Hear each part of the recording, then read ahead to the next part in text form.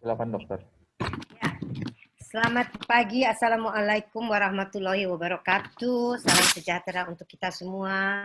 Hai everyone, apa kabar?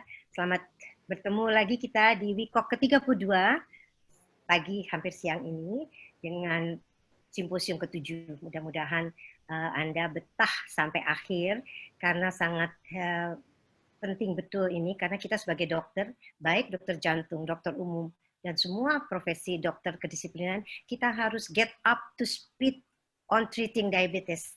Ya, jadi karena kita tahu bahwa diabetes sangat berhubungan dengan penyakit kardiovaskular dan kalau kita mengetahui hubungan ini, maka kita sudah melakukan langkah untuk pencegahan. Nah, pada kesempatan simposium ke-7 ini, kita akan mendengarkan 3 pembicara, semua cantik-cantik ya, murid-murid saya, anak-anak saya yang luar biasa. Pembicara pertama adalah Dr. Rarsari Surasto Pratikto, spesialis jantung pembuluh darah konsultan. Beliau adalah staf di Divisi Kardiologi Klinik di Pusat Jantung Nasional Harapan Kita, Jakarta. Beliau akan menyampaikan, jadi ini perlu menyimak karena pembaharuan yang perlu kita ketahui bersama, yaitu tentang SGL2 inhibitor, yaitu sodium glukosa transporter 2 inhibitor dalam kardiovaskular. Jadi manfaatnya, kemudian diketahui dengan perbedaan dengan agent lain, apakah dia lebih bermanfaat, karena kita tahu ada tidak hanya satu agent ini. Kemudian akan disampaikan juga mengenai Emperor Reduced Trial, ya, yang kalau Anda ikut di ESC yang baru lalu, akhir Agustus yang lalu, tanggal 29 Agustus, saya ingat betul karena tanggal ulang tahun saya, itu ada hotline mengenai ini dan dipublikasikan di New England Journal of Medicine bahwa ini sangat update. Dan empagliflozin ini mengurangi resiko kematian. Jadi kita akan dengarkan baik kematian kardiovaskular juga rawat inap dari pasien-pasien gagal jantung pada pasien-pasien dengan heart failure dengan penurunan ejeksi fresi. Kemudian pembicara kedua adalah anakku, cintaku, sayangku yang sudah menjadi kardiologis, karena saya tahu dia sejak mahasiswa, sejak koas, Dr. Siti Elkana Nauli, spesialis jantung dan pembuluh darah. Beliau adalah Chief dari Cardiovascular Staff di Tangerang General Hospital, juga Chief dari Heart Failure Working Group Indonesian Heart Association. Nah, beliau akan mempresentasikan contoh kasus tipe 2 dari diabetes mellitus, ya, tentunya dengan mengacu tata laksana yang disampaikan oleh pembicara pertama, yaitu Dr.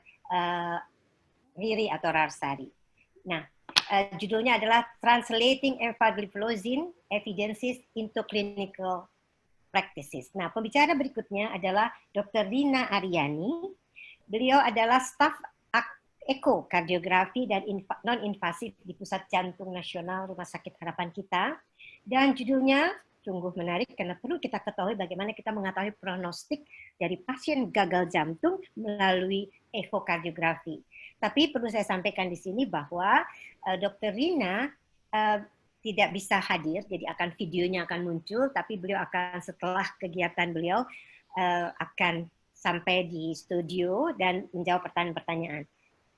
Kalau ada pertanyaan selama presentasi dari 3 pembicara, tolong ditulis di Q&A, nanti akan saya bacakan, mudah-mudahan waktunya sempat, dan kalau tidak sempat tentunya pembicara akan bersedia menjawab melalui online. Baiklah, virtual ini tentunya mudah-mudahan kita belajar menjadi ibadah buat kita semua. Saya persilahkan untuk pembicara pertama, yaitu Dr. Rarsari Surasto Pratikto, spesialis jantung pembuluh darah konsultan. Kami persilahkan. Terima kasih Dr. Yati. Assalamualaikum warahmatullahi wabarakatuh. Selamat pagi kepada para senior, para sejawat, para teman-teman semua. Pagi hari ini saya akan membawakan satu topik yang sebetulnya tidak relatif baru sih, sudah lumayan lama, sudah sejak 2015 sebetulnya obat ini sudah mulai muncul. Tapi isu tentang hubungannya dengan heart failure itu yang mungkin masih agak baru. Baik, kalau kita berbicara mengenai diabetes, semua tahu bahwa diabetes itu meningkatkan risiko kardiovaskular dibandingkan dengan orang normal itu 2 kali lipat. Pasien dengan diabetes 2 kali lipat mempunyai risiko lebih besar mendapatkan CVD dibanding pasien-pasien yang non-diabetes. Tidak itu aja, pasien diabetes pun juga mempunyai life expectancy yang jauh lebih pendek dibandingkan pasien-pasien tanpa diabetes. Kita bisa di sini bagaimana seorang diabetes bisa berkurang life expectancy-nya secara teoris ya. Memang umur kita nggak diantol, tapi secara teoritis berkurang 6 dan it multiplies in every 6 years.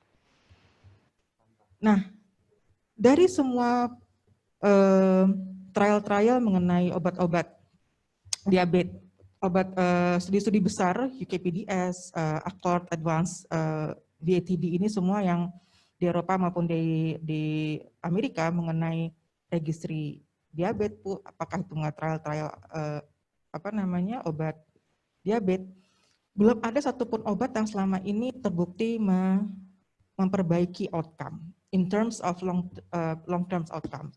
Yang ada, dari semua registry 4 trial ini yang besar-besar ini adalah efek terhadap mikrovaskular.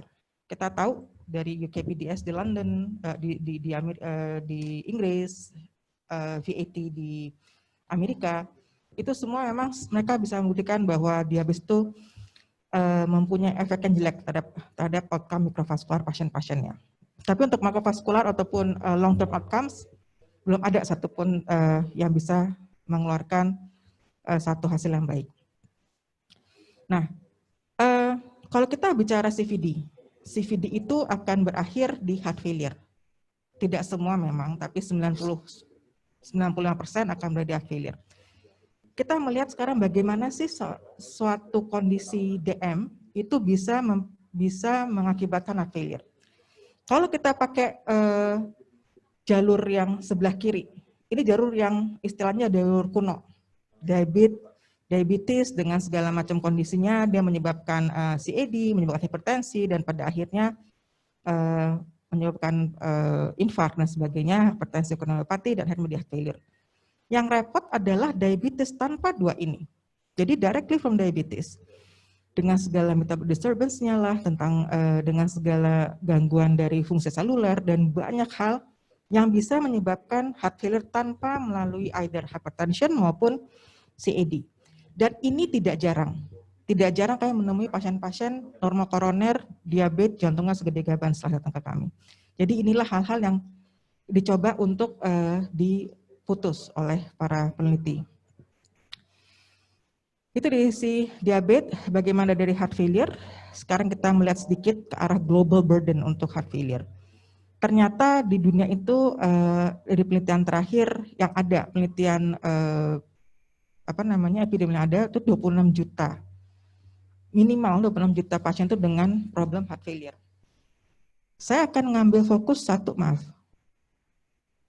di Asia. Kalau kita lihat di Amerika, di Eropa sekitar 1,9, 0,5, lihat di Asia. Lihat di ASEAN. It started from 4.5 up to 7%. Dan itu bukan hanya negara kita, negara Malaysia, negara tangga pun juga dengan burden yang sangat besar untuk heart failure. Kalau menurut saya sih, ini angka kecil. Karena kalau dari hari-hari kita lihat di Bangsal itu hampir at least 50% dari pasien-pasien Bangsal itu adalah pasien-pasien dengan gagal jantung. Gagal jantung sekarang kita tahu ada dua, HFpEF dan HFrEF. Gagal jantung dengan ejection fraction yang rendah di bawah 40. Sebenarnya ada 3 ya, ada lagi mid range. Cuman kita sekarang, saya juga nggak tahu tuh mid range maksudnya apa dibuat kategori itu. Tapi kalau saya pribadi, saya biasanya menganggap mid range itu adalah a part of dari HFpEF. Yang menjadi masalah adalah dua-dua itu mempunyai korelasi yang sangat besar dengan diabetes. Kita bisa di sini. Bagaimana association risk-nya dengan diabetes ya, either di HFpEF maupun di HFrEF. Dan masing-masing dengan manajemen yang beda. Dan sayangnya adalah diabetes itu maupun di HFpEF ataupun di HFrEF, dia menurunkan prognosis secara sangat signifikan. Di sini ada penelitian yang sangat baik, Kaplan-Meier tentang survival pada pasien-pasien yang ini HFpEF, sebelah kiri, sebelah kanan adalah HFrEF. Dan ternyata risk reduction-nya sangat besar dengan P yang sangat signifikan untuk prognosis lebih buruk pada kelompok pasien dengan diabetes. Yang gak enaknya sampai saat ini HFpEF tidak ada obat yang bisa dikatakan benar-benar bermakna untuk HFpEF, untuk yang preserve, untuk yang normal ejection fraction dibandingkan dengan yang sudah established reduced ejection fraction. Kecuali symptomatic, diuretik masih sangat menjadi pilihan utama. Kita mau ambil obat apapun, mau beta blocker, ACE, ARNI, IC, DAO, tidak ada satupun trial yang menyatakan bahwa manajemen ini bisa bekerja di HFpEF. Nah, sehingga keluarlah penelitian tentang CVOTs. Jadi CVOTs itu mulai digalakkan sebetulnya tahun back from 2014 maybe, I don't know. Jadi banyak obat-obat diabetes setelah tahu bagaimana eratnya diabetes dengan heart failure, melihat ada nggak sih efeknya, dampaknya obat diabetes itu terhadap CVOTs atau nama gaulnya, nama itu cardiovascular outcome trials. Yang saya akan fokuskan adalah yang merah, karena hari ini fokusnya adalah SGLT2 inhibitor. Dari yang ada 3 SGLT2 yang saat ini sudah banyak memberikan evidences. Mungkin yang 2 terbesar adalah dapagliflozin dan empagliflozin, sedangkan Kana yang dulu waktu berbicara CVOTs pertama itu Kana dan Empa, trialnya Canvas dan Emparec. Tapi untuk berbicara dengan HFrEF, memang Kana lebih belakang. Sekarang yang udah keluar adalah Emperor dan dapagliflozin. Oke, sebenarnya apa sih benefit dari EMPA terhadap heart failure? Kita sih secara basic, apakah itu SGLT2 inhibitor? Jadi ini adalah potongan tubulus ginjal, kita lihat di sini. Di sini adalah mana kursor? Oke, ini adalah tempat di mana SGLT2 reseptor. Dia ada 3 reseptor, SGLT1, 2, dan 3. Disinilah 90% reabsorption dari natrium dan glukos terjadi. Yang 10%-nya either di section 1 atau di section yang ketiga. Sehingga kalau kita blok di sini, diinhibit di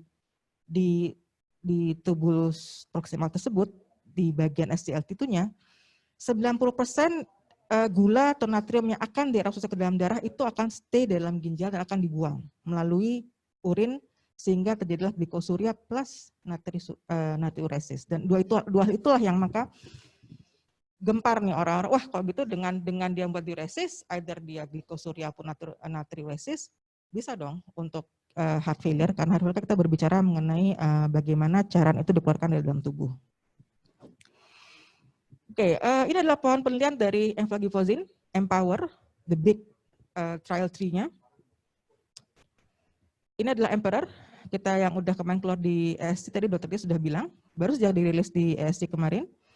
Emperor ini di HFrEF, ini di preserve, dan mereka juga melihat bagaimana efek terhadap NIHA class dengan trial Imperial, baik di reduce maupun di preserve. Juga ada Emparec outcome yang pertama kali sebelum Emperor justru. Mereka juga melihat bagaimana impact EMPA terhadap MI, terhadap perburukan kidney, dan yang sangat tunggu-tunggu adalah RWE-nya dari empagliflozin itu di trial Emprise. Kita juga nggak tahu kapan ini akan dirilis. Oke, pada siang ini saya akan fokus di dua SGLT2. Satu sebutnya fokus saya di empagliflozin, Emparec. Tapi saya juga akan, karena ini judulnya tidak hanya Emparec, SGLT2 inhibitors, ada S-nya. Jadi kita akan bicara sedikit menyinggung mengenai Canva dan Canvagliflozin dan dapagliflozin. Jadi kalau kita lihat dari Emparec, di sini ada saya mau tekankan bahwa trial Emparec itu satunya trial dari SGLT2 yang semua pasiennya, populasinya merupakan populasi yang established CVD. Beda dengan trial di Canvas dan di Declare. Declare itu adalah dapagliflozin in terms of CVOTs, bukan heart failure. Mereka tidak semuanya pasien yang established. Jadi pasien-pasien ada yang established tapi cuma berapa persen. Selebihnya adalah pasien-pasien high risk untuk CV disease. Jadi itu perbedaannya di antara ketiga trial tersebut. Ini yang tadi saya bicarakan bahwa dia establishnya 100% kalau untuk Emparec, sedangkan untuk Canva 66% and Yang paling sedikit established population-nya di DAPA yaitu 41%, and the rest itu high risk untuk CVD. Ini adalah secara singkat mereka membandingkan semua sama dengan placebo dan mereka cukup lama jangka penelitiannya sekitar 4 tahunan, 3-4 tahun. Kita dari endpoint-nya, kalau untuk 3-point MACE, which is CV death, MI ataupun stroke, itu untuk EMPA dan karena terbukti superior. Tapi untuk DAPA, dia untuk yang CVD tidak terlalu signifikan, hanya untuk CV death-nya semua tiga-tiganya bermakna. Ini kita lebih detail untuk yang EMPA-REC. Untuk 3-point MACE, yaitu CV death, stroke MI, dia mereduce 40%. Untuk CV death, 38% ini angka yang paling tinggi. Dan untuk all-cause mortality, dia menurunkan 32%, sedangkan untuk hospitalized heart failure, justru ini yang menjadi pinpoint dari trial Emperor, menurunkan 38%. Kalau kita ingat semua obat-obat gagal jantung yang mencapai di atas 30 nggak banyak. Cibis, Epelenon, ini ya, Arni juga. Jadi tidak banyak obat-obat yang bisa mencapai 30-something reduction dari semua trial-trial yang ada. Oke, ini primary outcomes dari ketiga SGLT2s. Kita lihat untuk yang MACE-nya, tadi sudah dibahas ya, 14% untuk masing-masing canagliflozin dan empagliflozin. Sedangkan untuk DAPA, dia tidak terlalu signifikan, tapi untuk CV death dan hospitalized heart failure-nya sangat signifikan. Bagaimana dengan hospitalized heart failure-nya? Semua ternyata sangat-sangat signifikan, sekitar 30, 35, 33, 27% penurunan resikonya. Dan ini adalah meta-analisisnya, bagaimana kita lihat dari ketiga SGLT2 ternyata EMPA yang lebih banyak menurunkan risk dari overall primary outcome. Nah, ini adalah satu hasil yang baik, di mana ini adalah long term benefit. Dari tadi kita di slide pertama, saya menyatakan bahwa diabetes itu menurunkan life expectancy pasien-pasiennya. Nah, ini bagaimana dampak EMPA terhadap life expectancy pasien-pasien diabetes dengan established cardiovascular. Ternyata dari hasil penelitian ini terlihat di sini untuk angka empagliflozin bisa menurunkan 4.5 years, memperpanjang life expectancy up to 4.5 years in patients with diabetes type 2. Ini adalah studi Emperor yang kita akan bahas agak sedikit mendalam di saat ini. Jadi Emperor ini membandingkan antara empagliflozin dengan standar K. Jadi EMPA on top of ACE, ARNI, ARBs, beta blocker, MRA. Jadi bukan EMPA tok. Jadi EMPA on top of standard terapi dibandingkan dengan placebo. Ini adalah endpoint-nya, CV death or HSF. Terus yang kedua adalah first heart failure admission dan ADAF. Jadi first admission of heart failure dan readmission of heart failure. Dan yang ketiga adalah penurunan dari fungsi GFR. Ini sangat kita lihat untuk pasien, untuk kami yang berkecimpung di heart failure, hal ginjal itu sangat penting. Ini adalah kriteria, saya nggak banyak membicarakan ini, cuma saya akan meng-highlight bahwa di sini angkanya 18 tahun ke atas, untuk Jepang 20 tahun ke atas, dan mereka mengambil angka yang HFrEF dengan anti-proBNP yang juga signifikan peningkatannya. Ini adalah eksklusinya, kalau dia lagi ADHF, dia nggak boleh, lagi hipertensi dia nggak diambil, lagi potensi nggak diambil, IGFR di bawah 20. Ini adalah satu hal yang sangat saya pinpoint, juga mereka berani mengambil IGFR 20 ke atas. Jadi yang mereka exclude cuman yang IGFR-nya 20 ke bawah. Oke, ini adalah kalau kita bandingkan antara Emperor dengan DAPA, baseline karakteristiknya. Yang saya mau sedikit highlight di sini adalah kembali Emperor itu 100% semua ada CVD patients. Kita lihat memang secara angka anti-proBNP mereka lebih tinggi, dengan EF yang lebih rendah, dengan eGFR juga lebih rendah dibanding DAPA. It means pasien di EMPER tuh lebih kondisinya lebih berat dibandingkan kondisi pasien-pasien di DAPA HF. Nah ini hasilnya untuk primary endpoint CV death or admission for heart failure bisa menurunkan up to 25%. Untuk yang hospitalized heart failure or re-hospitalized heart failure itu up to 30% risk reduction-nya. Dan juga untuk eGFR. Nah ini mesti saya agak sedikit berbicara di sini. Sama kayak obat-obat yang lain, ginjal itu sangat sensi. Kita ngasih lasik, kita ngasih apapun, biasanya kalau awal-awal drop. Dia drop, tapi pada akhirnya lihat, mana kursor saya nggak keluar ini. Oke, maaf. Lihat di sini, dia akan, ini EMPA yang kuning, di hari ke-78 dia plateau. Dan kenaikannya tidak terlalu signifikan, sedangkan yang placebo terus turun.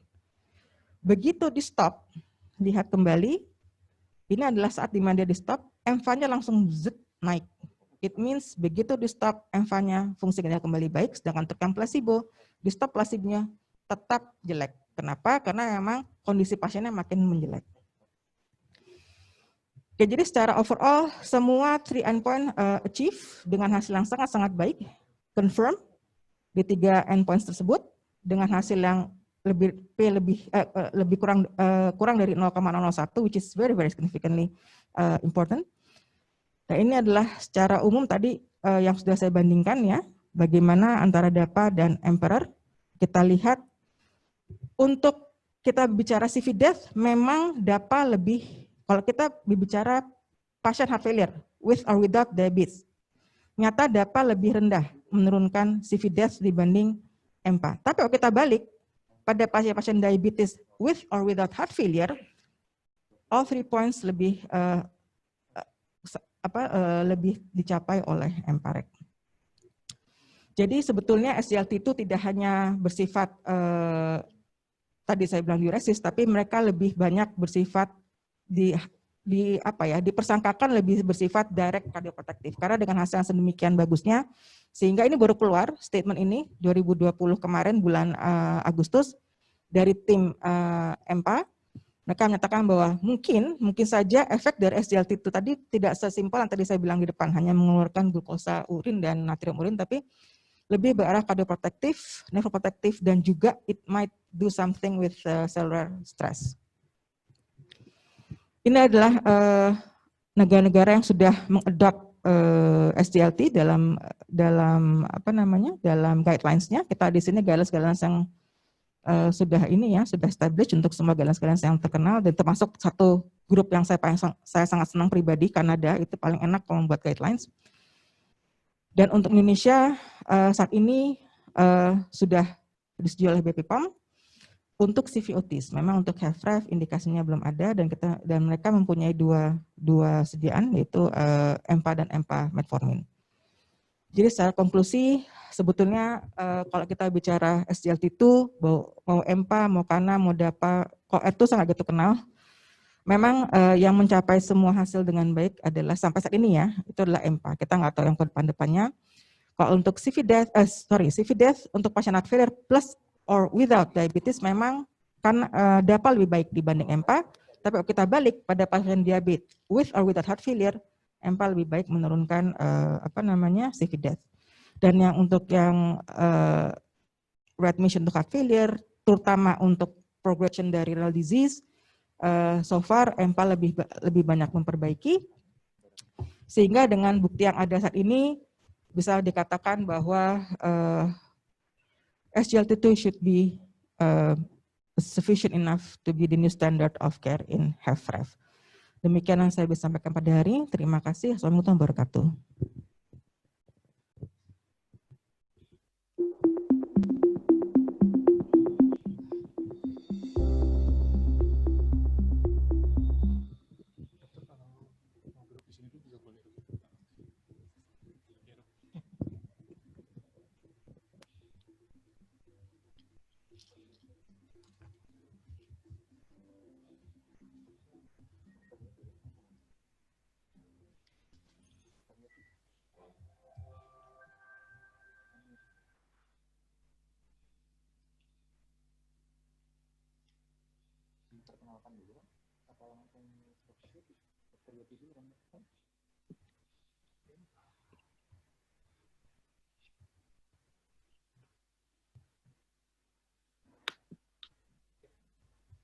Ya, sudah bisa?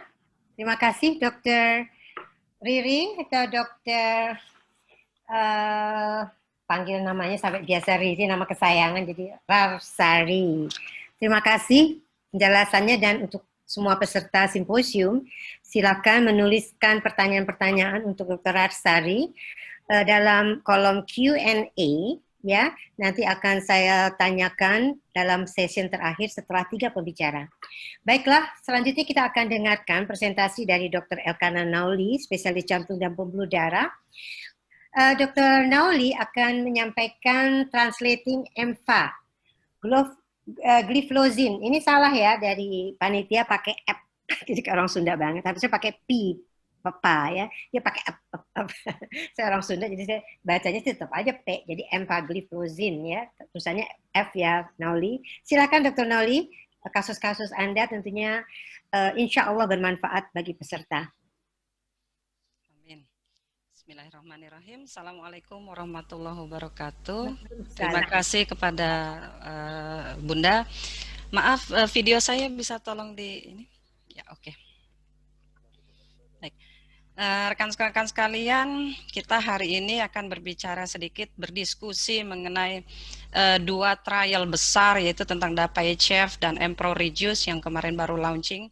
Tentunya banyak sekali pelajaran yang bisa kita ambil dari kedua trial. Di samping nanti kita akan membahas sedikit bagaimana peranan obat-obat baru yang sudah ada di heart failure treatment sejak tahun 2015 ke atas. Baik, judul saya hari ini adalah Managing Diabetes and the Heart Failure, Translating Empagliflozin Evidence into Clinical Practice. Oke, kita mulai dengan satu kasus, 52 tahun seorang laki-laki, dia sudah lama menderita type 2 diabetes, kemudian dengan hypertension, dengan terapi amlodipin dan golongan SU. 2017 pasien ini masuk dengan riwayat non-STEMI tapi tidak dilakukan PCI karena hanya didapatkan 40% stenosis di LCX saja. Lalu seperti biasa tidak ada keluhan, pasien ini lost to follow up, datang lagi di bulan Juni 2020 dengan typical chest pain, tampak gambaran inferior STEMI dengan second degree AV block dan diabetik ketoasidosis serta type 2 diabetes dengan gula darah 600. A1C-nya 11,9 dan kita lihat bahwa pasien ini sebelumnya sudah ada gangguan pada persyarafannya. Nah, masuk dengan kalium 5,3 dan kreatinin yang 1,6. Jadi sudah sedikit meningkat. Ini gambaran EKG waktu tahun 2017. Kita lihat memang sudah RBBB sejak lama dan di Juni 2020 kita lihat adanya gambaran ST elevasi di lead 2, 3 dan AVF. Lalu pasien ini dilakukan primary PCI, didapatkan total occlusion di RCA, sudah dilakukan PCI dan masih ada satu lesi lagi di CX tapi memang hanya 70%. Terapi yang diberikan saat itu adalah dengan continuous infusion dari insulin. Karena dia dengan diabetik ketoasidosis dilakukan resusitasi cairan sesuai dengan protokol diabetik ketoasidosis, nitrat, heparin, statin, DAPT, dan start on ACE inhibitor 2,5 mg. Oke. Kita lihat perkembangannya selama di ICU. Hari ketiga, jadi pasien ini harus kita ingat bahwa dia dilakukan fluid resuscitation saat itu. Lalu pada hari ketiga muncul keluhan sesak yang memberat dan pasien ini khas sekali bahwa dia ortopnunya jelas. Nah, pada saat itu kita curigai apakah pencetus dari heart failure-nya, kemungkinan juga karena HP, tapi ternyata tidak ditemukan tanda-tanda pneumonia. Jadi satu-satunya hal yang menjelaskan adalah over fluid yang diakibatkan oleh resusitasi pada diabetik ketoasidosis. Dengan tekanan darah pas-pasan 90/50, gambaran EKG-nya oke, hanya first degree AV block. Di start dengan norepinephrine oleh tim ICU pada saat itu, lalu kita hentikan segera keesokan harinya.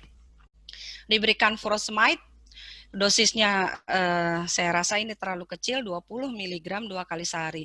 Namun responnya tidak begitu bagus. Dicurigai apakah ini kemungkinan akibat kontras induced nervopathy, tapi ternyata tidak ditemukan tanda-tanda CIN. Lalu kita berikan continuous furosemide infusion 10 mg per jam untuk mencapai urine output di atas 2 liter pada hari yang sama. Hari kelima setelah dilakukan continuous infusion dari loop diuretik, pasien membaik. Urin outputnya bisa mencapai 4.000 sampai dengan 5.000 cc saat itu. Lalu kita turunkan dosis furosemide ke dosis intermittent. Kita lihat blood pressure-nya oke, naik dengan heart rate sekitar 80 sampai 85 dan tidak ditemukan lagi tanda-tanda first degree AV block. Kalium turun ke 4,4 dengan kadar kreatinin pada waktu itu 1,5. Jadi lebih baik dibandingkan dengan hari pertama pada waktu pasien masuk perawatan. Lalu pasien ini diberikan long acting dan short acting insulin, intermittent furosemide, DAPT, heparin, statin seperti biasa dan masih start on ACE inhibitor. Nah, di hari kelima ini kita mulai starting dosis beta blocker 1,25 dengan MRA karena kaliumnya sudah dalam batas yang relatif aman untuk memulai MRA. Selama perawatan membaik, cuman memang kalau dilihat perawatan pasien ini kita lakukan lebih lama dibandingkan kasus yang lain sampai 14 hari. Karena nanti kita lihat dari gambaran ekokardiografinya ditemukan ada trombus besar di apikal LV. Lalu pasien ini kita lakukan switch dari ACE yang sebelumnya 2,5 mg dengan sakubitril valsartan pada waktu pasien 2 kali 24 jam sebelum dipulangkan 2 kali 50 mg. Nah, dengan dosis oral furosemide sudah 2 kali 40 mg, sedangkan obat yang lain masih kita lanjutkan ditambah dengan warfarin 2 mg. Memang kalau kita lihat gambaran echonya sudah menunjukkan adanya right ventricle dysfunction dengan velocity pada right ventricle-nya hanya 4,5. Lalu pasien pulang, 5 hari kemudian dia kontrol, tidak ada keluhan, tetapi Anda bisa lihat di sini bahwa treatmentnya berubah dari treatment dia sebelumnya. Oke, ini adalah gambaran echonya. Jadi bisa dilihat pada gambar yang bawah kita bisa lihat bahwa 4 chambernya sebenarnya sudah mengalami dilatasi. Jadi bahwa pasien ini sebenarnya sudah lama mengalami asymptomatic heart failure with reduced ejection fraction yang diakibatkan oleh diabetesnya. Dan ini berefek pada kondisinya saat ini sehingga tata laksana yang harus kita kerjakan itu harus sangat agresif pada pasien ini. Nah, pemilihan replacement ACE terhadap ARNI dilakukan atas pertimbangan. Jadi pasien ini kita lakukan echo serial untuk menilai trombus yang ada di LV-nya sambil menilai ejection fraction pada ventricle kirinya. Pada waktu hari ketiga kita temukan ejection fraction-nya 39%. Tetapi 4 hari kemudian setelah perbaikan dari kondisi failure-nya, justru ejection fraction-nya kita dapatkan malah tambah turun, yaitu sekitar 20%. Nah, inilah pertimbangan lalu kita melakukan agresif treatment dengan mereplace ACE dengan ARNI, meskipun dosis ACE yang kita berikan dalam hal ini belum sampai ke dosis optimal. Ini pada hari ke-12 evaluasi echo kita lihat sudah tampak gambaran lebih putih di daerah anteroseptal. Dan yang sebelah kanan kita bisa lihat di sini gambaran trombusnya bertambah kecil dibandingkan dengan sebelumnya. Oke, lalu pasien itu kita pulangkan. 2 minggu kemudian pasien ini kembali masuk lagi. Anda ingat bahwa ketika dia outpatient klinik terapinya berubah total dari pre-discharge treatment. Dia mengalami kembali udem tungkai, kemudian rasa cepat kenyang dan ortopnu dengan pressure yang masih cukup baik, heart rate 80 oke lah, dengan ureum kreatinin yang bagus dan lain-lain pemeriksaan juga masih oke. Ini gambaran dari ekstremitas inferiornya kita temukan adanya udema dari kedua tungkai. Lalu pasien ini kita rawat, diberikan kembali continuous infusion dari furosemide. Kemudian di switch lagi ACE-nya ke ARNI, kemudian menurunkan dosis bisoprolol metoprolol dan menambahkan MRA kembali pada pasien ini, insulin, DAPT, dan statinnya tetap kita lanjutkan. Nah, urin output masih oke responnya dengan jumlah di atas 4000 cc, sehingga kita lakukan down titration dari loop diuretik yang kita gunakan sebelumnya. Dan pasien ini juga mendapatkan heparin untuk prevention dari venous thromboembolinya karena dia dirawat cukup lama untuk yang terakhir ini. Long acting insulin, kemudian short acting insulin tetap kita berikan. Dan kemudian kita pulangkan pasien ini setelah yakin dengan oral loop diuretik yang kita berikan, urin outputnya bisa mencapai di atas 2000 cc dalam waktu 24 jam. Heart rate bagus, 65, menandakan perbaikan dari kondisi failure-nya dia dengan blood pressure 100/70. Tapi memang random blood glucose pasien ini masih cenderung belum di bawah, berada dalam target value yang kita inginkan. Ketika pulang kita periksa NT-proBNP 3800 dengan dipulangkan dengan treatment ARNI-nya 2x100, kemudian loop diuretik, DAPT, dan beta blocker masih dengan dosis dia sebelumnya. Nah, pada waktu pulang ini kita tidak menemukan tanda-tanda perburukan dari pasien dan juga kemudian hemodinamiknya cenderung stabil.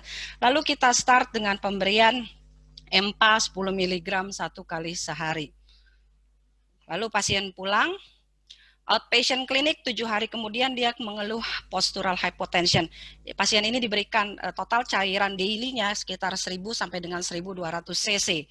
Pressure-nya 90/60 dengan heart rate yang bagus. Fasting blood glucose dan postprandialnya masih tampak tinggi, tetapi dia mengeluh berapa kali adanya nocturnal hypoglycemia dengan gula darah terendah itu sekitar 72.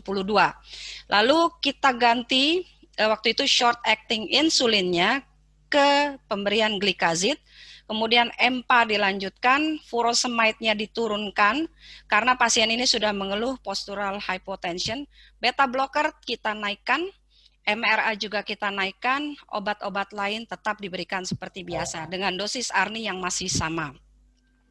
2 minggu kemudian karena pasien ini kategori high risk, kita lakukan follow up tidak dalam waktu 30 hari tetapi 14 hari. Kita lihat di sini secara hemodinamik masih baik. Sacubitril valsartan kita coba untuk naikkan pada waktu itu ke 200 mg. Maaf, ini sebelumnya yang outpatient dia 2 kali 100 mg. Tetapi karena pertimbangan pressure yang cukup rendah 90/60, kita starting dari dosis pagi 100 tapi malamnya yang dinaikkan ke 200. Kalau dia tidak ada masalah lalu dinaikkan ke 200 mg pagi dan malam. Furosemide waktu itu sudah bisa dilakukan alternate day, sehari minum sehari tidak. Dosis obat yang lainnya tetap kita berikan. 2 bulan kemudian, selama waktu 2 bulan, dari 2 minggu ke 2 bulan, pasien ini tidak ada keluhan sama sekali, dia sudah bisa melakukan aktivitas dan kerjanya yang seperti biasa. Dengan pressure yang cukup pas-pasan, 90/70, tapi tanpa kondisi keluhan postural hypotension, kita cukup puas bahwa pasien ini masih mendapatkan dosis ARNI yang optimal 2 kali 200 mg. Pada waktu itu kita lakukan kembali echokardiografi dengan hasil ejection fraction yang 35%. Lebih baiklah dibandingkan pada waktu dia perawatan sebelumnya. 6-minute walk test-nya pun menunjukkan kondisi yang baik 330, tetapi pasien ini masih terbatas karena keluhan pada regiogenunya. Kemudian dosis obat insulin yang long acting kita coba turunkan pada pasien ini ke 10 unit karena dia beberapa kali mengalami episode hipoglikemia pada waktu malam hari. NT-proBNP dibandingkan pre-discharge dia yang sebelumnya turun lebih dari 50%. Jadi apa sebenarnya yang bisa kita pelajari dari kasus ini? Bahwa pertama, heart failure hypothesis yang berkembang saat ini, baik itu untuk HFpEF dan HFrEF, itu agak berbeda sedikit. Pada kasus dengan HFpEF, dia dimulai dari adanya comorbid yang kemudian menyebabkan secondary myocardial injury. Nah, apabila dia tambah lagi dengan kondisi primary myocardial injury seperti myocardial infarct, maka gambaran HFpEF-nya akan lebih berat. Tapi pada pasien ini yang kita lihat adalah sebenarnya dia sudah jatuh ke dalam kondisi asymptomatic HFrEF sebelumnya. Ditambah lagi adanya peripheral insult, jadi kita lihat yang paling kanan lainnya, adanya peripheral insult yaitu berupa myocardial infarct, maka kita lihat gambaran HFrEF pada pasien ini tampak lebih berat dibandingkan kondisi pasien yang lain. Nah, mengingat bagaimana perkembangan dan hasil dari trial heart failure with reduced ejection fraction terakhir dari tahun 2015 sampai sekarang, bahwa kita setuju bahwa cornerstone dari heart failure with reduced ejection fraction bukan lagi based on RAS blocker, diuretik dan beta blocker saja, tetapi saat ini kita sudah memiliki banyak pilihan, yaitu dengan konsisten hasilnya dari MRA, dari trial Ephesus dari MRA, paradigm trial dari ARNI, kemudian ivabradin pada kasus sinus rhythm dengan heart rate yang di atas 70 kali per menit, dan satu golongan obat yang terbaru yaitu SGLT2 inhibitor. Yang harus kita aware adalah bahwa pada indikasi di Indonesia kita masih menggunakannya pada type 2 diabetes. Memerlukan waktu yang lebih lama lagi untuk kita mendapatkan indikasi pada yang non-type 2 diabetes, disertai dengan device ataupun tidak. Jadi apapun bentuknya, bahwa heart failure treatment itu harus bersifat lebih agresif. Ini terbukti bahwa SGLT2 inhibitor kita lihat pada trial-trialnya sejak CVOT trial maupun sampai dengan heart failure trial yang kita lihat terakhir, tempat SGLT2 kalau kita lihat ada di dua tempat HFrEF, baik itu no type 2 diabetes ataupun dengan type 2 diabetes. Kemudian pertanyaannya adalah, apakah ada posisi SGLT2 inhibitor pada HFpEF dengan type 2 diabetes? The answer is maybe yes, karena kita lihat dari CANVAS trial, DECLARE-TIMI maupun dari EMPAREC trial, mereka menggunakan pasien-pasien yang ejection fraction-nya masih baik.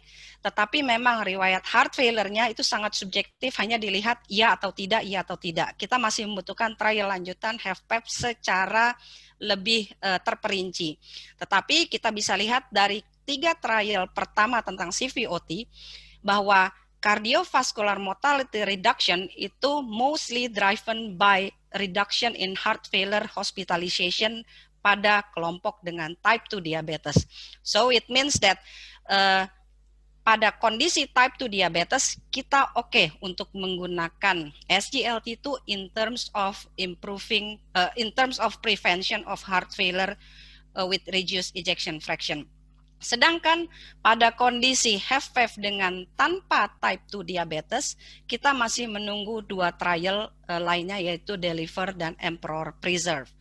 Nah, ini adalah yang tadi saya ucapkan, bahwa EMPAREC, CANVAS, dan DECLARE semuanya setuju untuk menurunkan hospitalisasi akibat heart failure. Namun tentunya obat baru kita tidak sembarangan memberikan prescription pada pasien-pasien heart failure with reduced ejection fraction. Yang perlu diperhatikan adalah yang pertama, bahwa pasien ini harus stable dulu secara hemodinamik dan clinical status. Dia tidak boleh ada kondisi DKA, tidak boleh ada kondisi overvolume, karena ditakutkan nanti dia mencetuskan kondisi yang disebut normoglikemik atau asidosis pada beberapa kasus yang sebelumnya. Nah, kemudian pada waktu peresepan SGLT2 yang harus kita perhatikan adalah bukan dalam hal profilaksis diuretic dose reduction, tetapi yang harus dimonitor jangan sampai pasien itu mengalami volume depletion yang berlebihan. Memang beberapa orang mengalami peningkatan urin output, tetapi pada kondisi yang lainnya itu hanya 30%. Pada yang lainnya itu tidak mengalami increase in urin output. Nah, oleh karena itu di sini dalam hal peresepan SGLT2 kita bukan melakukan penurunan dosis loop diuretik dalam hal mencegah volume depletion, tapi memonitor pasien kalau dia terjadi volume depletion, maka lakukanlah penurunan dosis diuretik lebih cepat. Oke. Obat ini cukup simple karena dia tidak memerlukan uptitrasi dari dosnya dibandingkan dengan obat-obat failure yang lain. Ada dua hal yang perlu kita perhatikan. Pertama, kondisi diabetes ketoasidosis yang biasanya disebabkan karena volume depletion, dan juga kondisi akut yang diberikan obat SGLT2 secara dini. Dan yang kedua adalah volume depletion. Oleh karena itu, perlu diperhatikan bahwa pasien-pasien yang mendapatkan kompleks terapi dari HFrEF itu harus dimonitor secara ketat. Dan kita lihat bahwa efek SGLT2 dalam hal CV death first hospitalized heart failure itu lebih lama dibandingkan dengan trial sebelumnya, itu dari paradigm trial. Dalam hal CV death, dia biasanya tampak pada hari ke-59, sedangkan untuk first hospitalization baru tampak di hari ke-17. Jadi kalau kita lihat memang efek obat ini agak lama. Nah, despite dari semua obat baru yang ada, kemudian kita melihat trial-trial yang sekarang sedang running, bahwa yang penting harus kita lakukan adalah bagaimana kita melakukan estimasi lifetime benefit dari obat-obat heart failure yang sekarang sudah ada. Oke. ACE, ARBs, dan beta blocker merupakan cornerstone awal yang kita sebut sebagai conventional treatment terhadap HFrEF. Tetapi kita memiliki obat baru yang memiliki superioritas yang lebih baik dibandingkan dengan conventional treatment, yaitu MRA, ARNI, dan SGLT2 inhibitor, ditambah lagi dengan pemberian beta blocker. Nah, teman-teman sekalian harus melakukan individualized treatment pada kasus HFrEF, tidak bisa disamaratakan untuk semua pasien. Karena kita lihat, compare to conventional therapy, comprehensive therapy dengan menggunakan obat-obat yang lini terbaru, minimal 5 obat tadi, itu memiliki angka overall survival yang lebih baik, baik itu pada pasien yang masih muda di bawah 65 tahun ataupun pasien yang sudah di atas 65 tahun. Dan secara statistik di sini, ini hanya gambaran saja bahwa seorang yang menderita heart failure with reduced ejection fraction pada usia 55 tahun, yaitu tabel di atas, kalau dia mendapatkan comprehensive therapy compare to conventional therapy, maka dia memiliki tambahan usia sekitar 6,3 tahun. Begitu juga kalau usianya di atas 65 tahun, dia tetap memiliki tambahan umur kira-kira 4,4 tahun. Jadi artinya di sini adalah bukan umur pasien yang bertambah banyak, tapi kualitas hidupnya akan lebih baik dibandingkan dengan pasien yang lain, yang garis merah. Oke, dan teman-teman sekalian harus perhatikan bahwa kedua trial yang ada, Emperor Reduce ataupun DAPA-HF, itu memiliki baseline karakteristik yang agak unik dan agak berbeda. Oleh karena itu, sebaiknya dalam memandang kedua trial ini bukanlah hal yang bijak kalau kita membandingkannya satu lebih superior dibandingkan trial yang lain. Karena kita bisa lihat dari hasilnya bahwa pada kasus Emperor Reduce memang angka CV death pada kelompok yang placebo itu lebih tinggi compare to DAPA-HF. So it means that in the Emperor Reduce, koleksi pasien yang mereka miliki adalah more severe than to DAPA-HF. Tetapi pada kondisi yang akhirnya kita tidak melihat adanya perbedaan result antara Emperor Reduce maupun DAPA-HF in terms of cardiovascular death due to hospitalized akibat heart failure with reduced ejection fraction-nya. Jadi ini adalah slide terakhir saya. Ingat bahwa titration dari heart failure pharmacological therapy itu merupakan hal yang harus kita kerjakan karena ternyata kita masih punya tempat, bahkan sampai 50 pasien itu belum berada pada dosis obat yang tepat, dan pemilihan obat yang tepat sesuai dengan evidence yang sudah ada.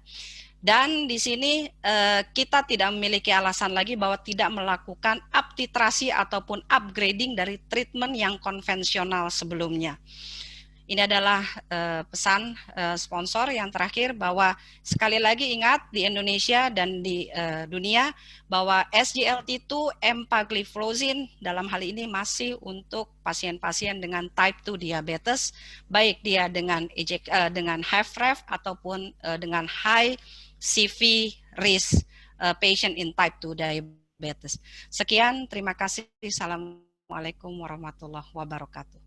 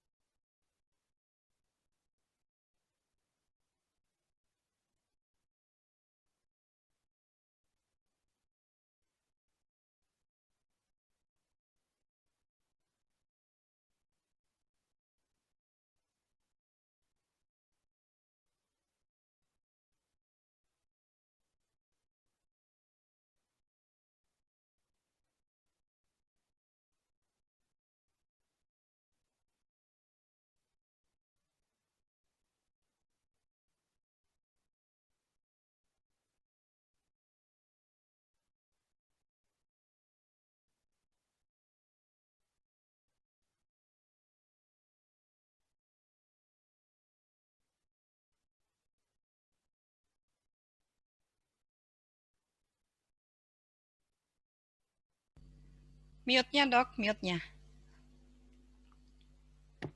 Kita pikir dari sentral. Alright, terima kasih Dr. Nauli Elkana Nauli. Presentasinya cukup membuat kita deg-degan melihat kasus perjalanannya. Inginnya cepat dikasih EMPA, kok belum. Dan kelihatannya sudah mulai banyak pertanyaan masuk. Silakan untuk para peserta menyampaikan pertanyaan, ditulis di Q&A-nya, kemudian nanti kita akan bacakan.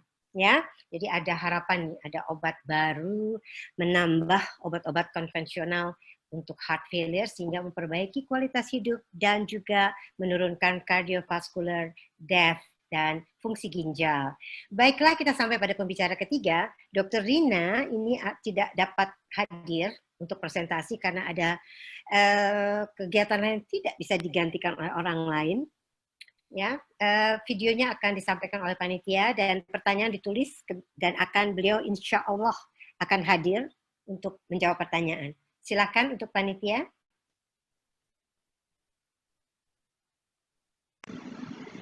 Assalamualaikum warahmatullahi wabarakatuh. Selamat siang pada seluruh peserta WICOP pada simposium kali ini. Sebelumnya saya mohon maaf karena saya berhalangan hadir karena ada keperluan mendesak yang tidak bisa saya tinggalkan. Namun izinkan saya pada kali ini berbagi mengenai topik yang cukup menarik, yaitu mengenai prognostic value of echocardiogram pada in heart failure. Jadi setelah dibahas pada dua pembicara sebelumnya, kita sudah mengetahui bahwa gagal jantung kronik merupakan beban penyakit yang cukup besar yang timbul di global. Dan bukan saja COVID, bahkan chronic heart failure ini bisa kita sebutkan sebagai suatu epidemik tersendiri. Dikatakan dalam guideline data ESC 2016 terakhir bahwa 1-2% dari populasi dewasa pada negara maju itu akan terdiagnosis sebagai gagal jantung dan akan semakin meningkat prevalensinya melebihi 10% pada populasi di usia 70 tahun. Dan di berbagai guideline atau berbagai studi telah jelas dikemukakan bahwa ekokardiografi merupakan pemeriksaan yang sangat berguna untuk mendiagnosis gagal jantung. Mengapa? Karena ekokardiografi selain dapat menilai adanya gangguan struktural, ekokardiografi juga sangat mampu untuk menilai kelainan sistolik dan maupun kelainan diastolik, memperkirakan etiologi yang mungkin terjadi, serta banyak digunakan untuk mengguiding manajemen strategi. Nah, namun walaupun dengan sudah banyaknya terapi medikamentosa, terapi intervensi, ataupun banyak device yang digunakan untuk gagal jantung ini, perjalanan penyakitnya masih sangat bervariasi. Dikatakan pada studi ESC Heart Failure Pilot Study, angka kematian all-cause mortality dalam 1 tahunnya bisa mencapai 7% pada yang merawat jalan dan 17% pada pasien yang dirawat inap, dengan angka rehospitalisasi mencapai lebih dari 40%. Sehingga sebagai praktisi klinik kita perlu mengerti dan memahami kira-kira faktor-faktor apa yang berhubungan dengan mortalitas dan morbiditas pada pasien-pasien dengan gagal jantung, sehingga kita bisa melakukan terapi agresif dan melakukan monitoring yang lebih intensif. Kalau misalnya kita lihat pada studi-studi atau publikasi-publikasi ilmiah, banyak sekali parameter-parameter yang dapat digunakan untuk menilai atau dijadikan dasar prognosis menilai keluaran pada gagal jantung. Secara garis besar kita bisa membagi menjadi 3 parameter, yaitu parameter klinis, parameter biomarker, dan imaging. Dari parameter klinis sudah banyak data mengenai meningkatnya usia, BMI yang lebih rendah, gagal heart rate yang lebih tinggi, ada tidaknya diabetes, gagal jantung, dan banyak hal lain yang dapat berperan untuk meningkatkan mengubah prognosis dari gagal jantung ini. Sedangkan dari biomarker yang sudah sangat established yaitu natriuretic peptide dan parameter-parameter lain seperti marker inflamasi, marker fibrosis, dan troponin. Imaging sendiri memegang peranan yang cukup penting, dan ekokardiografi merupakan salah satu modalitas pemeriksaan yang sangat berguna dan sangat banyak digunakan untuk dijadikan dasar penilaian gagal jantung. Pada dasarnya presentasi ini akan kita bagi menjadi 2 chapter besar, yaitu yang pertama menjadi gagal jantung ekokardiografi pada gagal jantung dengan fraksi ejeksi yang menurun, dan ekokardiografi pada gagal jantung dengan fraksi ejeksi yang normal. Dari fraksi ejeksi yang menurun, ada beberapa parameter yang dapat kita nilai untuk menilai prognosis dari gagal jantung. Yang pertama anatomikal, fungsi sistolik, fungsi diastolik, fungsi jantung kanan, dan ada tidaknya hipertensi pulmonal, serta data-data tambahan yang bisa kita nilai dari pemeriksaan tambahan seperti stres ekokardiografi. Yang pertama adalah anatomikal. Mau tidak mau kita harus mengakui bahwa size does matter. Jadi semakin besar jantung, otomatis akan mempengaruhi prognosis dari gagal jantung itu tersendiri. Awalnya LV dilatasi merupakan adaptasi fisiologis yang menggunakan hukum Frank Starling. Cuman kemudian berkembang menjadi cardiac remodeling dengan terjadi apoptosis dan fibrosis dan banyak faktor yang terjadi lainnya. Ada berbagai faktor atau berbagai parameter yang dapat digunakan dari ekokardiografi yang dapat menilai prognosis atau sebagai cut-off point perburukan prognosis pada pasien-pasien gagal jantung.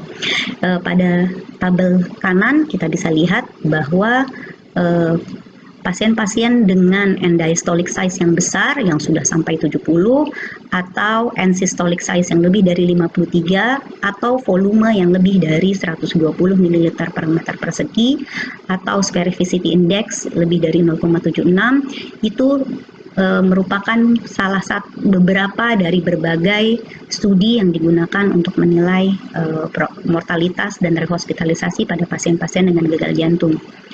Ini juga ada sebuah studi dari Narayanan yang mengatakan bahwa pada pasien-pasien dengan severe LV dilatation, yaitu pada dikatakan dengan cut-off point laki-laki lebih dari 69 dan perempuan lebih dari 62 mm, itu mempunyai odds ratio yang cukup tinggi untuk terjadinya sudden cardiac death, melebihi odds ratio fraksi ejeksi kurang dari 35% yang sering digunakan sebagai dasar kriteria untuk melakukan pemberian tindakan ICG pada pasien-pasien dengan gagal jantung.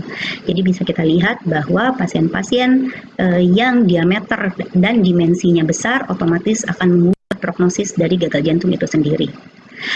Yang kedua adalah fungsi sistolik LV. salah satu parameter yang paling sering digunakan, paling umum untuk menilai fungsi sistolik adalah fraksi ejeksi.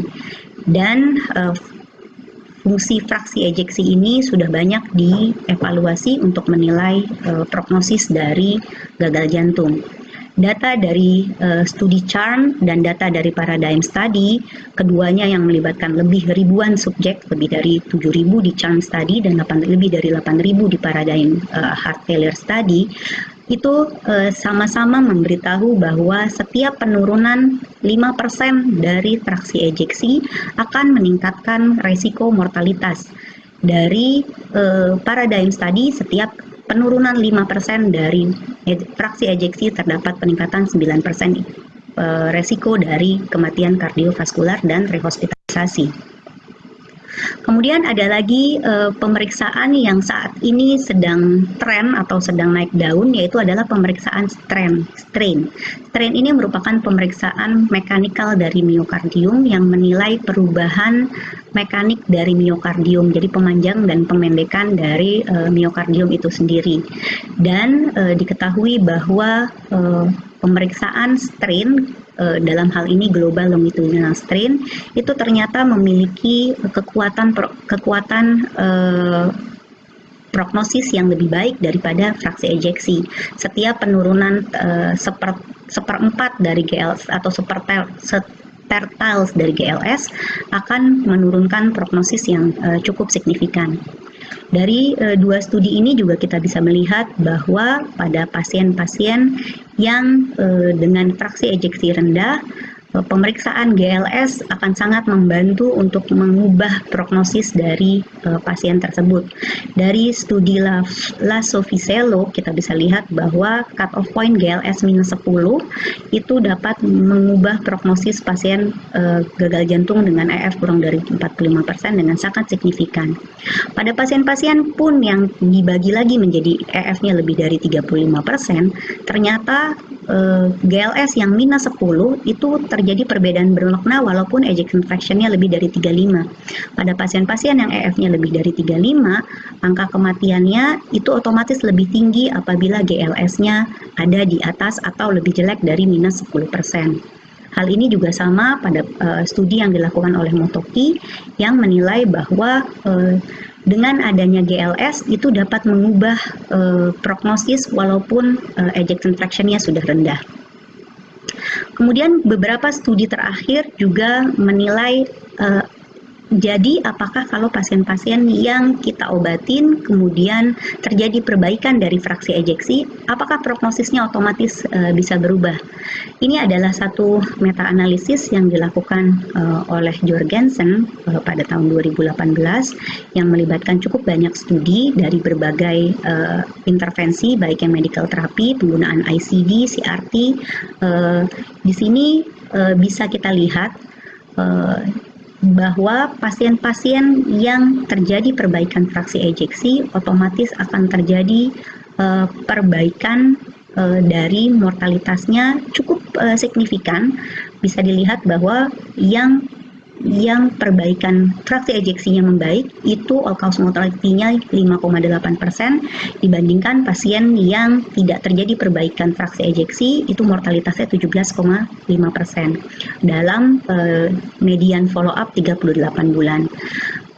Sebagian studi pada meta-analisis ini ada berbagai kriteria perbaikan fraksi ejeksi yang digunakan. Ada yang menggunakan perbaikan fraksi ejeksi lebih dari 40% atau ada yang menggunakan perbaikan persentase dari fraksi ejeksi sebelumnya.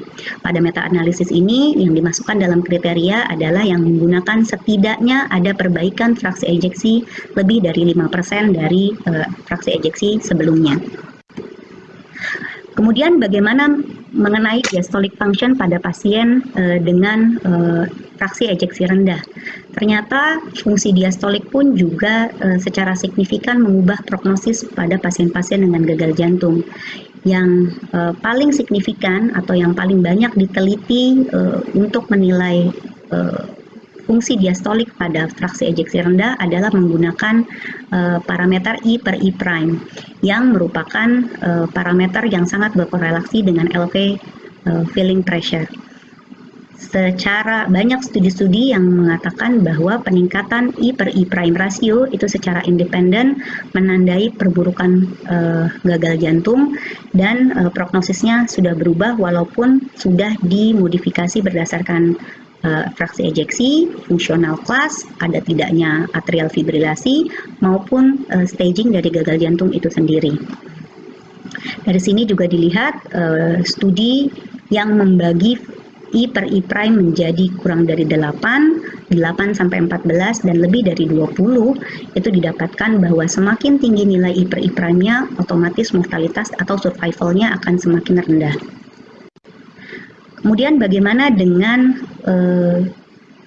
pemeriksaan jantung kanan dan hipertensi pulmonal pada pasien-pasien dengan gagal jantung kiri? Ternyata memang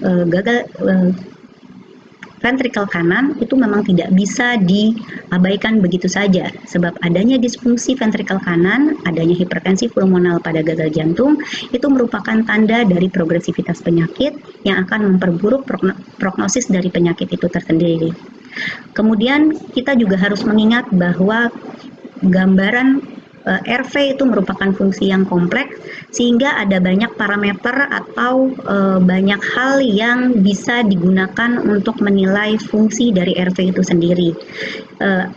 Kalau kita evaluasi atau kita nilai dari studi-studi, kita cari ada banyak sekali parameter-parameter yang bisa digunakan. Salah satunya adalah penggunaan fractional area change seperti ejection fraction, tapi menggunakan data 2 dimensi. Di sini dilihat bahwa pada pasien-pasien DCM yang kurang dari 45%, pasien dengan fractional area change yang kurang dari 26, itu otomatis mortalitasnya akan menjadi jauh berkurang dibandingkan dengan yang fungsi jantung kanannya masih baik yang dinilai dengan fractional area change. Bagaimana dengan TAPSE yang banyak kita gunakan sehari-hari? Walaupun data TAPSE sangat bervariasi pada beberapa studi, cuman sepertinya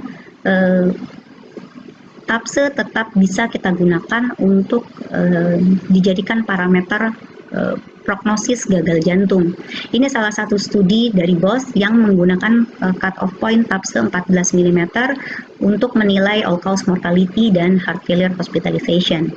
Sedangkan studi strain lagi-lagi muncul yang juga dapat kita gunakan untuk menilai prognosis dari gagal jantung kiri. Pada studi ini digunakan cut-off point minus 15, namun pada beberapa studi lain kadang-kadang ada yang menggunakan cut-off point, ada beberapa studi yang mengeluarkan data cut-off point minus 15% sebagai cut-off point all-cause mortality dan gagal jantung. Kemudian bagaimana kalau kita lakukan pemeriksaan tambahan seperti stres ekokardiografi? Ternyata pemeriksaan stres ekokardiografi juga bisa bermanfaat untuk menilai apakah pasien-pasien ini mempunyai prognosis yang lebih baik atau bahkan lebih buruk. Ada dua cara untuk menilai prognosis atau mengevaluasi pasien-pasien dengan gagal jantung kiri. Yang pertama adalah menilai ada tidaknya contractile reserve. Contractile reserve bisa dinilai dengan melakukan pharmacologic stress test, biasanya kita gunakan dobutamin, atau bisa juga dengan menggunakan nuklir. Ini adalah studi meta-analisis yang dilakukan oleh Waddingham pada tahun 2018 yang menilai apakah ada tidaknya contractile reserve itu akan mengubah prognosis dari pasien-pasien dengan gagal jantung. Di sini sebagian besar menggunakan stres ekofarmakologis, dan ada dua studi yang menggunakan radionuklide dengan pasien EF-nya bervariasi antara kurang dari 35 sampai 40%, dengan definisi ada tidaknya contractile reserve menggunakan perubahan dari wall motion score index atau perubahan dari ejection fraction. Jadi apabila ada perbaikan dari wall motion score index atau ada perbaikan dari fraksi ejeksi selama tindakan stres echo, pasien itu dikatakan mempunyai contractile reserve yang positif. Dari sini bisa kita lihat pasien-pasien yang mempunyai contractile reserve positif itu jauh memperbaiki prognosis dibandingkan dengan pasien-pasien yang tidak punya contractile reserve. Salah satu cara lain untuk menilai prognosis pada pasien-pasien gagal jantung adalah dengan melakukan exercise yang kemudian dinilai perubahannya dengan ekokardiografi. Sebagian besar biasanya menggunakan bicycle exercise, dan dari sini bisa kita lihat bahwa apabila pasien-pasien yang dilakukan exercise ternyata TRV max-nya meningkat, atau dengan exercise terjadi peningkatan I per I prime, itu akan terjadi perubahan prognosis, atau prognosisnya otomatis akan menjadi lebih rendah dibandingkan dengan yang TRV max-nya lebih rendah atau I per I prime-nya lebih rendah. Nah, bagaimana kalau kita menggabungkan data-data ekokardiografi tersebut, apakah ternyata bisa memperbaiki atau mengubah prognosis menjadi lebih akurat? Ternyata dari beberapa studi kita bisa lihat bahwa apabila kita menggunakan berbagai parameter, jadi menggabungkan beberapa parameter, itu kita bisa menilai prognosis atau bisa mengevaluasi prognosis secara lebih baik dengan lebih powerful, yang lebih kuat dibandingkan jika kita hanya menggunakan satu parameter saja.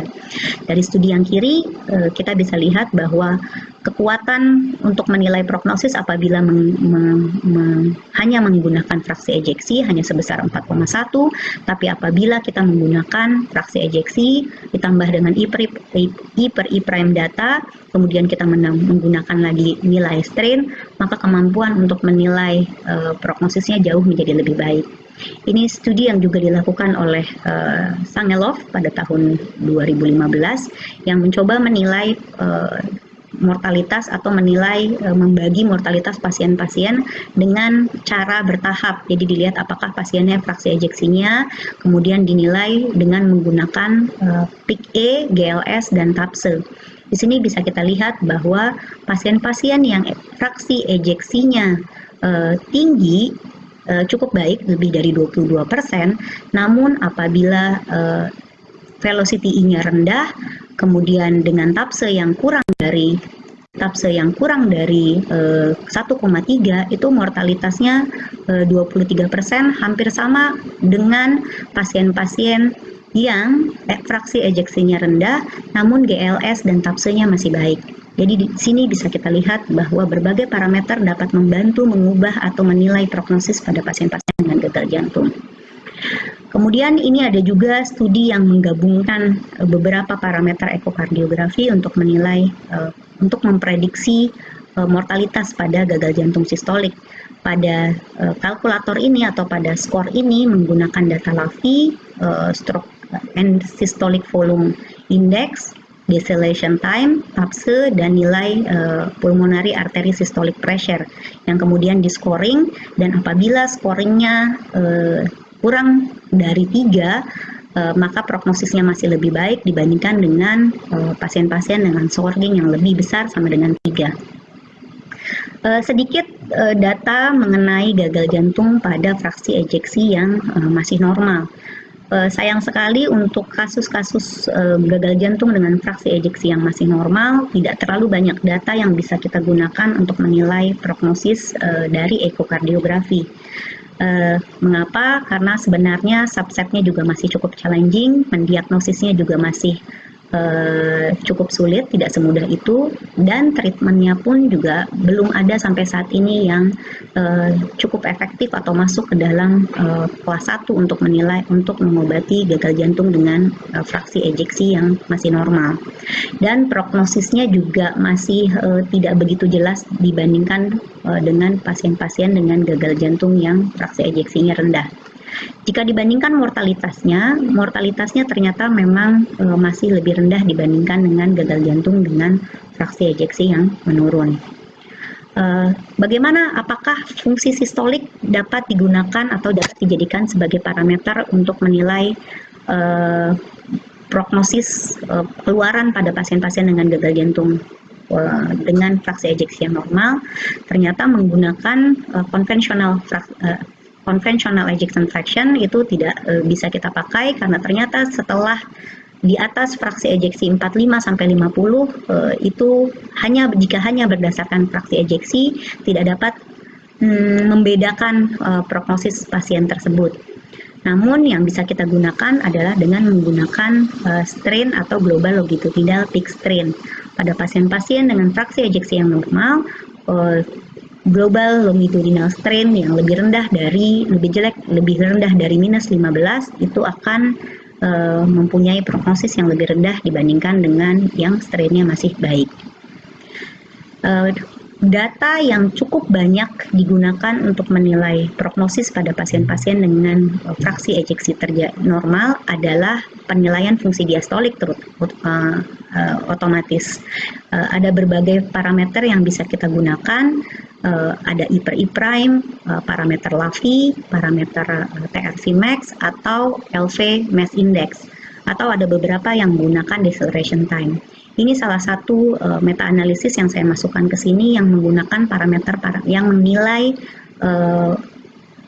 fungsi diastolik dengan parameter yang digunakan dari ESC Guideline 2016. Di sini digunakan parameter I per I prime, LAVI, dan TRV max. Ternyata setelah dilakukan meta-analisis, faktor atau parameter yang paling kuat untuk menentukan keluaran dari pasien-pasien dengan fraksi ejeksi normal adalah I per I prime. Walaupun hasilnya pun memang masih tidak terlalu baik dengan korelasi yang masih sedang dengan R 0,56 dengan hazard ratio yang juga tidak terlalu banyak, hanya sedikit melebihi angka 1. Jadi memang untuk fungsi diastolik pun ternyata tidak cukup kuat untuk menilai prognosis pada pasien-pasien dengan gagal jantung diastolik atau fraksi ejeksi normal. Nah, sekarang pertanyaannya, apakah kita bisa menggunakan ekokardiografi saja untuk menilai prognosis pada pasien dengan gagal jantung? Ternyata memang tidak bisa, walaupun ada banyak parameter yang digunakan oleh echo, namun echo tidak bisa kita gunakan secara individual atau secara sendiri untuk menilai prognosis pada pasien dengan gagal jantung. Ini salah satu gagal jantung kalkulator yang dikeluarkan oleh Pollock dan teman-teman dengan nama Magic Calculator atau Magic Score. Di sini bisa kita lihat bahwa sebenarnya memang parameter yang digunakan untuk menilai prognosis pada pasien dengan gagal jantung itu cukup banyak. Jadi pasien yang fraksi ejeksinya kurang dari 25% misalnya, mungkin saja mempunyai prognosis yang sama atau mungkin setara dengan pasien yang fraksi ejeksinya mungkin di 30 atau 40%, namun dia mempunyai komorbid diabetes, COPD, smoker, atau dengan NIHA fungsional kelas yang lebih berat. Jadi sangat dianjurkan untuk menggunakan berbagai parameter klinis, echo, dan parameter biomarker jika ada untuk menilai prognosis pada pasien-pasien dengan gagal jantung. Sebagai kesimpulan, dapat disimpulkan bahwa memang penggunaan menilai prognosis pada pasien gagal jantung itu cukup penting karena kita bisa menentukan manajemen apakah yang akan kita lakukan untuk pasien tersebut dan kapan kita melakukannya, serta apakah kita perlu lebih agresif untuk menata laksanai pasien tersebut atau tidak. Ekokardiografi merupakan pemeriksaan yang cukup mudah, gampang diakses, dan cukup banyak parameter yang bisa kita gunakan untuk menilai prognosis. Namun kita harus mengingat bahwa cukup banyak parameter yang mempengaruhi atau banyak hal yang mempengaruhi prognosis pada pasien gagal jantung, dan hendaknya pemeriksaan ekokardiografi tidak digunakan secara mandiri atau hanya menggunakan parameter ekokardiografi saja, dan gunakanlah berbagai parameter untuk menilai prognosis pada pasien-pasien dengan gagal jantung. Sekian presentasi dari saya, lebih dan kurangnya mohon maaf. Terima kasih. Assalamualaikum warahmatullahi wabarakatuh. Waalaikumsalam warahmatullahi wabarakatuh. Terima kasih Dr. Rina. Kita masuk pada babak atau session diskusi. Saya sudah menerima beberapa pertanyaan dari para peserta yang saya akan bacakan dan ditujukan kepada siapa. Ya, Oke. Pertanyaannya adalah untuk Dr. Rarsari, ini ada dua saya sekaligus ya. Emperor trial ini apakah bisa diberikan kepada pasien dengan heart failure dengan reserve ejection fraction tanpa diabetes mellitus, walaupun tadi sudah disampaikan oleh Dr. Riri bahwa dia trial ini untuk DM dan bukan DM. Kemudian pertanyaan berikutnya adalah apakah bagaimana terapi pasien-pasien yang ini bisa Dr. Nauli atau Dr. Riri, yaitu pasien-pasien diabetes dengan preserve ejection fraction. Bagaimana terapinya? Oke, silakan menjawab.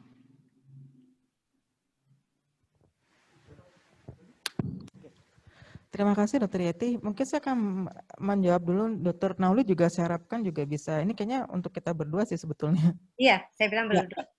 Jadi apakah hasil Emperor itu bisa dipergunakan untuk HFrEF without TM? Justru Emperor itu base trialnya populasi adalah heart failure. Kalau EMPA-REC itu populasinya adalah pasien DM. Jadi setelah Emperor inilah keluar dulu kalau kita bicara mengenai pillars, cornerstones of heart failure therapy, itu kita ada 4. Jadi RAS blocker, beta blocker, MRA, dan the so-called ivabradine.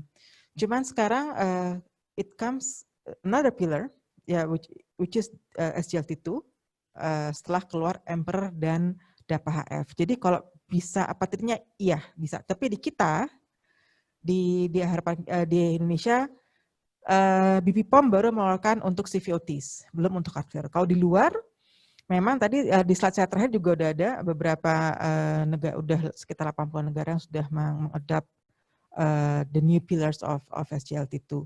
Jadi kalau untuk apakah bisa pasien-pasien yang tanpa diabetes, justru itu populasi trialnya. Jadi memang di trial sudah ada hasil yang sangat baik dan sudah masuk di hopefully mungkin kan kalau ESC itu kan setiap 4 tahun mereka akan 4-5 tahun mereka akan merenew ESC guidelines mereka di heart failure. Mungkin saya rasa the next guidelines itu akan sudah masuk untuk heart failure despite the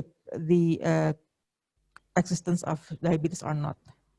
Saya rasa itu dulu Dr. Yeti dari saya. Ya, terima kasih Dr. Riri.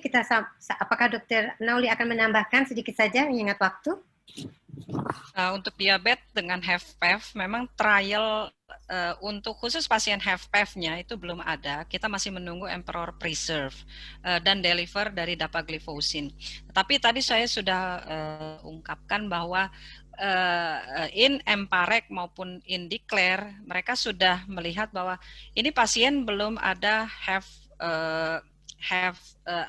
failure symptom seperti yang spesifik dikerjakan pada Emperor ataupun pada DAPA-HF. Tetapi most of cardiovascular death-nya itu delivered by reduced heart failure hospitalization. So it means that pasien diabetes dengan high risk CV ada tempatnya untuk pemberian SGLT2 inhibitors. Ya, terima kasih Dr. Nauli. Ada satu pertanyaan sebenarnya, ini untuk applicable betul, pertanyaan mungkin dari dokter dari perifer ini, apakah obat-obat SGLT inhibitor ini sudah umum dipakai di Indonesia?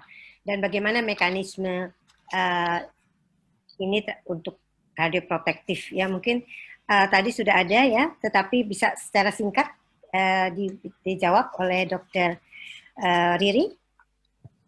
Terima kasih dok. Jadi memang sekarang memang di kita sudah ada obat ini, DAPA maupun EMPA, kesediaan sudah ada. Tapi memang sekali lagi di Indonesia BP POM baru melabel sebagai untuk pasien-pasien diabetes untuk memperbaiki CVOTs.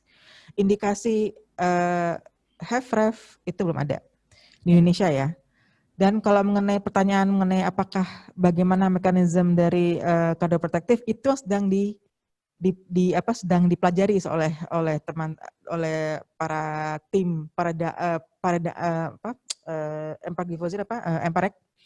Jadi itu mereka perkirakan satu base mechanism kardioprotektif, nephroprotektif, dan juga ada efek dari perbaikan mitigasi seluler, dan precise mekanismenya itu sudah mereka pelajari, karena bagi mereka yakin ini tidak hanya sekedar untuk memperbaiki kadar glukosa darah, sekedar memperbaiki volume tubuh dengan glikosuria dan natriuretik, tapi ketiga mekanisme itu sudah dipelajari dengan baik. Saya rasa itu dari saya, Dr. Yeti.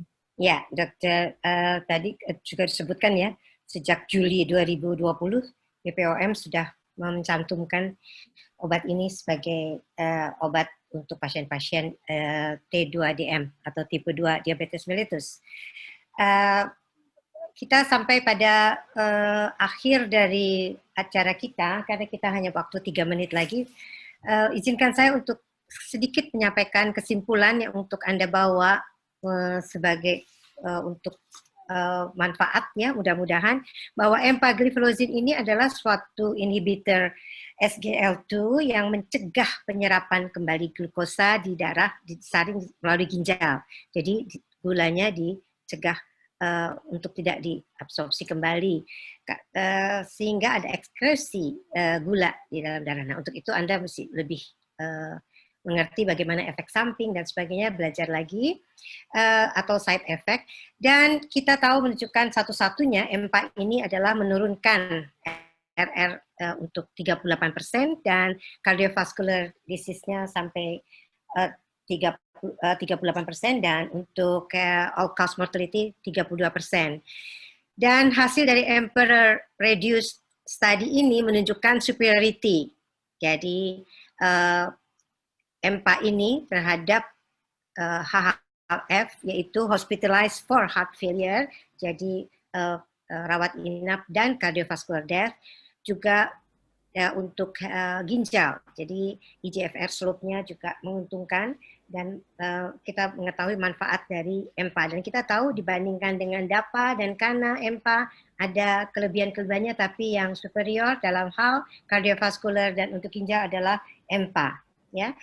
Kemudian kita banyak pertanyaan sebetulnya, tapi mungkin masih ragu-ragu karena semua pertanyaan sudah saya sampaikan.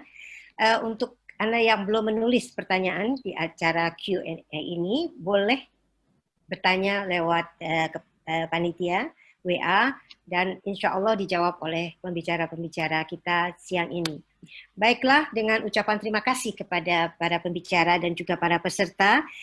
Saya mohon maaf juga bila ada kekurangan, keterlambatan dalam acara kita, karena dari awalnya kita sudah mulainya sudah agak terlambat.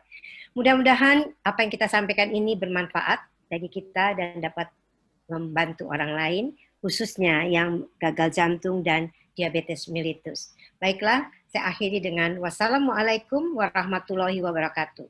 Waalaikumsalam warahmatullahi wabarakatuh. Waalaikumsalam warahmatullahi wabarakatuh.